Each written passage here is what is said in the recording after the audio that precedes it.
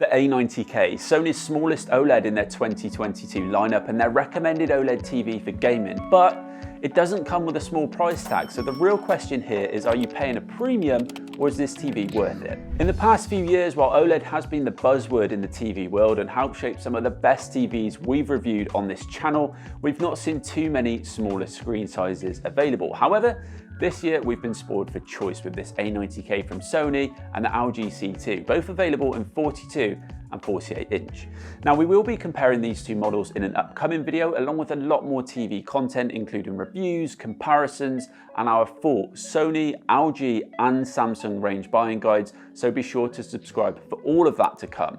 And if you're looking for a new TV and perhaps want more personal recommendations or want to support us, then head to smarthomesounds.co.uk. So this A90K is a Master Series TV from Sony, which means it's been calibrated for an enhanced performance out of the box.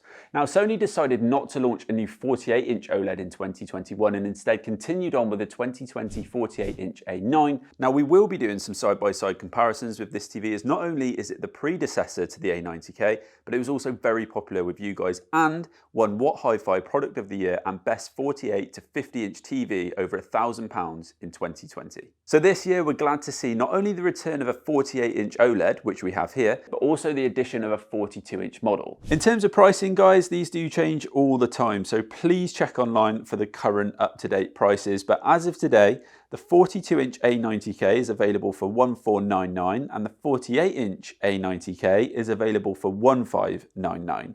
Now for comparison, here is the current price of the LG C2 42-inch and the current price for the LG C2 48-inch model. So we're looking at a difference of around about £400 to £500 roughly for both models. Now for me, the main pros of the A90K are that you get good HDMI 2.1 features, making it a solid option for gaming.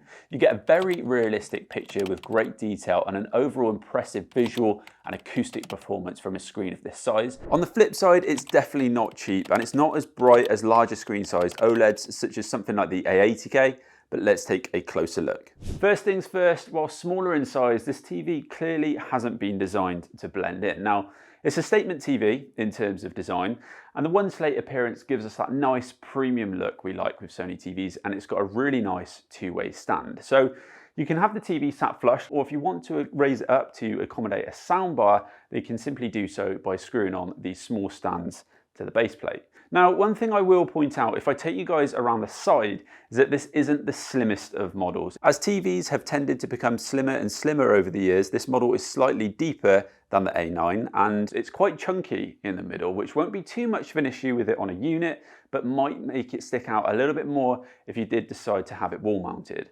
Now, having said that, the build quality is definitely premium as we've come to expect from Sony OLEDs, and we've got some nice cable management at the back to keep things really neat and tidy.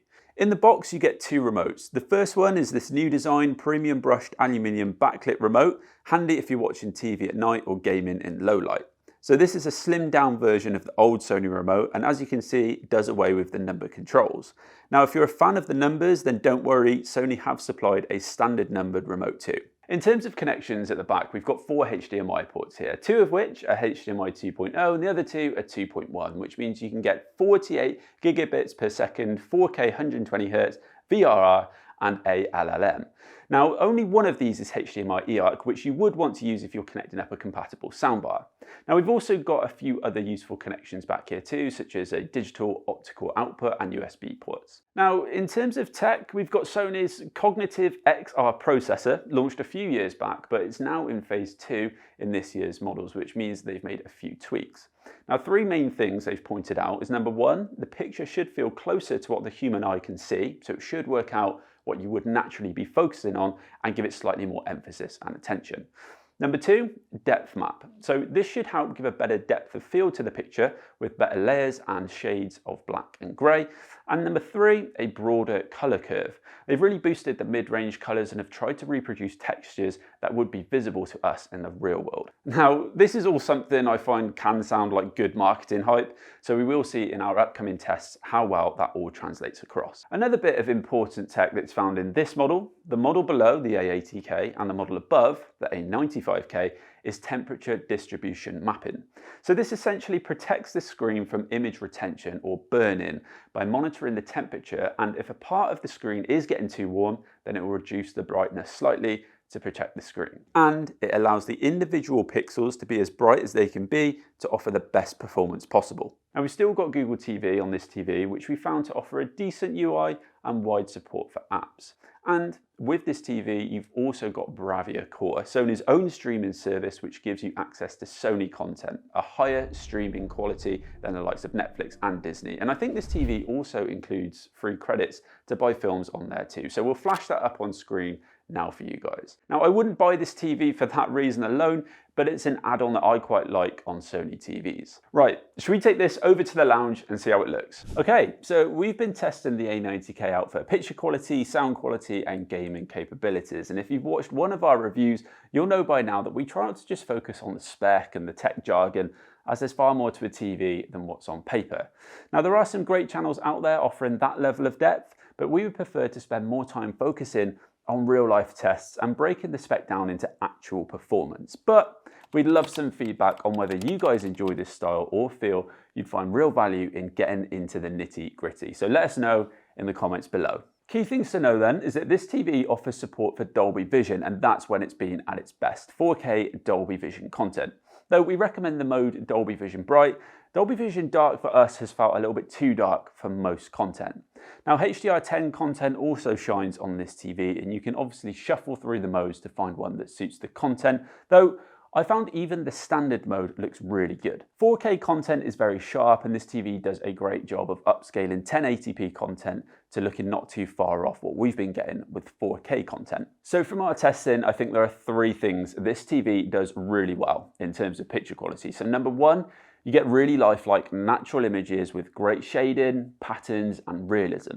Number two, it offers fantastic color representation with vibrant colors and a broad range of hues. And finally, number three, the blacks are phenomenal. I guess it's what we've come to expect from OLEDs now, but the detail in the darker areas really adds to the immersion of movies. Actually, on top of those, I will point out that the motion is controlled really well, and we've been really happy with it when testing it out for sport, for gaming, and heavy action scenes. So I guess there are four things I think this TV does really well. Now, while I have been really impressed with the picture quality, especially at this size, I do want to talk about the brightness. Now, brightness is almost a curse word when it comes to OLED, and it gets even harder for a more compact screen to do a really good job given how tightly packed the OLEDs are. So we can't expect it to be on the same level as the 55-inch A80K, for example. And though there is a step up in brightness from the A9, I'll come back to that in a minute, I wouldn't describe this as a bright TV. So we can't expect it to be on the same level as the A95K, for example, but on the whole, I wouldn't describe this as a bright TV, and there's no major step up in brightness compared with the A9, which is something that I'll come back to. This means that while the brightness and contrast in our filming studio looks great, over here in our showroom, it does lose a little bit of that oomph. Now, don't get me wrong, I think it performs well in this space, but it's not blowing me away. Right now, we've got the blind up, and as you should be able to see, the reflections, particularly off-axis, can be distracting in those darker scenes. But if we put the blind down, you can see that this does help out quite a bit. So brighter scenes do perform a lot better in this space, so for your regular daytime viewing, I don't think I would actually have too many complaints. In summary, the TV on the whole performs best in a darker space, like we have here, but this is far from terrible in a brighter space. So that's how it looks, but how does it sound? Now the A90K features Acoustic Surface Audio Plus, which is Sony's audio setup that uses actuators to essentially turn the screen into the speaker. Now this means that the sound can follow the action around the screen for better immersion and a more realistic sound performance. So we've got two 10-watt actuators in this TV and one 5-watt subwoofer in the center to provide the lower frequencies and boost the bass, which I found to be not too bad at all for TV speakers. Now we've also got some other tech at work here too, including XR Surround, which virtually creates surround sound so you can get more of a 3D listening experience. And while it does help the sound expand wider than the screen, it doesn't obviously compare with surround sound speakers or upwards firing speakers. Now this TV is Dolby Atmos compatible, and on the whole, for a more compact TV, I think sound-wise, it does do a really decent job. And I do think that I've been spoiled having heard many different soundbars, and personally, I think that budget allowing, a separate soundbar will take the sound performance up a level. But of course, this will come down to your budget, your space, and what you're actually going to be using this TV for. Now for the bit I've been most excited about. How does this TV perform for gaming? So we've got the A90K paired up with a PS5, and because both are Sony products, we have access to a variety of useful features. So on startup, the PS5 automatically recognizes individual Bravia XR TV models and selects the best HDR settings for your TV accordingly. Now the auto HDR tone mapping feature will ensure that the HDR settings will be optimized during your PS5 console's initial setup. So even in high contrast scenes, you'll see the crucial details and colors in the brightest and darkest parts of the screen. The A90K can also detect whether you're playing a game on the PS5 or watching movies and shows, and the TV will automatically switch into game mode when gaming, which minimizes input lag to make the action more responsive, and it will also switch to standard mode when watching movies via a streaming service or from an Ultra HD Blu-ray disc on the PS5, which shifts focus to picture processing for a more expressive picture. Now, whilst gaming, the ALLM also kicks in, which offers a smoother, more responsive gaming experience. In my testing, I thoroughly enjoyed playing a variety of games from Gran Turismo to Call of Duty, and of course, Madden 23. And most notably, the colors, the contrast, and the clarity was very vivid, rich, and the quality held up across these games. With this TV, we get up to 120 frames per second on compatible games with HDMI 2.1, and the refined color reproduction and quality handling of dark scenes in gameplay, especially at 4K 120 frames per second, does look fantastic. Now we also get a response time of 0.1 milliseconds, and from my research on the LG C2 so far, I think that's about similar. And for input lag, we're looking at 8.5 milliseconds on the Sony. Again, from reviews that I've seen on the C2, that should be comparable. However, it is worth reminding you guys that we're using a PS5. Xbox Series X and S console users will not be able to make use of Dolby Vision game mode, which means that the input lag is arguably too high when Dolby Vision is activated. Although in the standard game mode, the input lag is approximately 21 milliseconds, which again, is far from ideal, but it is more than low enough for most gamers. With the A90K, you don't get the HDIG HDR Gaming Initiative and AMD FreeSync Premium and NVIDIA G-Sync VRR system that you get on LG. Despite PS5 users not needing HDIG because of the auto HDR tone mapping feature, this will no doubt annoy any Xbox users out there. So we've got the 2020 A9 here alongside the A90K, and the A9 is essentially the predecessor to the A90K. And I figured whilst we've got them side by side, it'd be a good idea just to show you guys some of the differences between the two. Now, I think from a casual viewing perspective, you're not going to notice a massive difference right away in terms of picture quality, although I would say the A90K is slightly brighter. However, I think when you look a little bit closer, which is what we're going to do now, you can start to notice a couple of little nuances and changes that overall work together to create a better picture quality on the A90K. So I don't know how well this is going to translate across on camera, guys, but let me know what you guys think. With the A90K, I think it's quite obvious when you're up close that the depth perception is a little bit better on here. The details in the shot that's in focus is much sharper, and I think the whites in the image are a little bit brighter around the eye, and especially in this detail here, it helps to bring out a little bit more texture, whereas over on the A9, it's a little bit blurrier, and even more so in the bit that is actually in focus, and the whites and the brighter highlights in the image don't stand out anywhere near as much. So overall on the A90K, you get a better sense of depth and also texture and contrast as well. So I think this is a really good example to demonstrate the brightness of the A90K, but also the true to life, the contrast, and the overall textures that we get on this TV in comparison to the A9.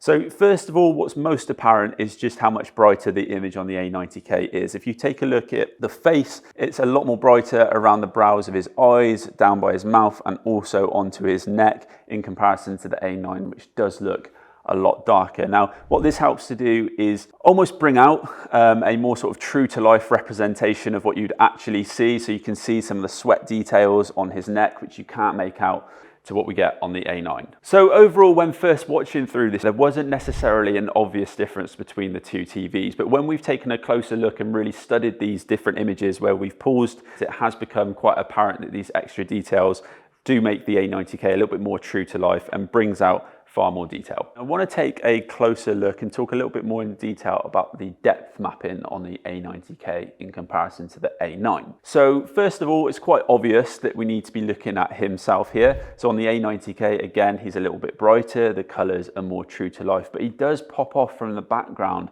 a little bit more on the A90 in comparison to the A9.